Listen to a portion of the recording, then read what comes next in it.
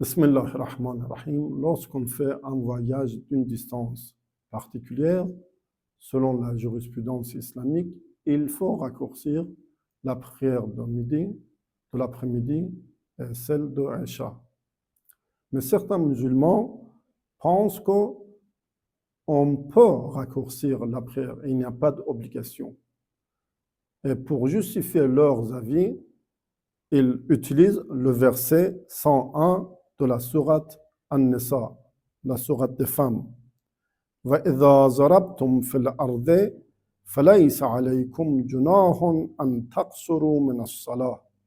Il dit que si vous parcourez la terre, il n'y a pas de péché de raccourcir votre prière. Ils disent que dans le verset dit il n'y a pas de péché, pas de péché. Ça veut dire vous êtes libre. On ne peut pas vraiment utiliser ce verset pour la permission de raccourcir la prière. Pourquoi? Parce que raccourcir la prière fait partie des conditions de la validité de la prière dans le voyage.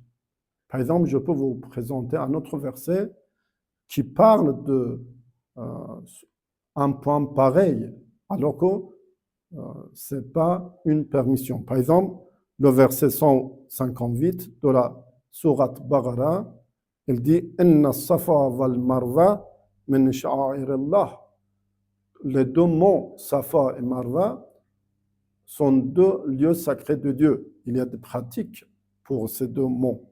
فَمَنْ حَجَّ الْبَيْتَ أَوِ اعْتَمَرَ فَلَا جُنَاحَ عَلَيْهِ أَن يَطَّوَّفَ بِهِمَا. Celui qui fait le pèlerinage à la Mecque dans le Hajj ou pour Umrah, il n'y a pas de péché de faire la marche entre les deux monts. Je vous pose une question. Est-ce que vous avez le droit d'abandonner la marche entre les deux monts parce qu'il n'y a pas de péché? Vous dites que non, bien sûr, non.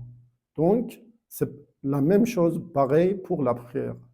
Dieu nous a offert une diminution de devoir, alors il faut respecter la loi islamique.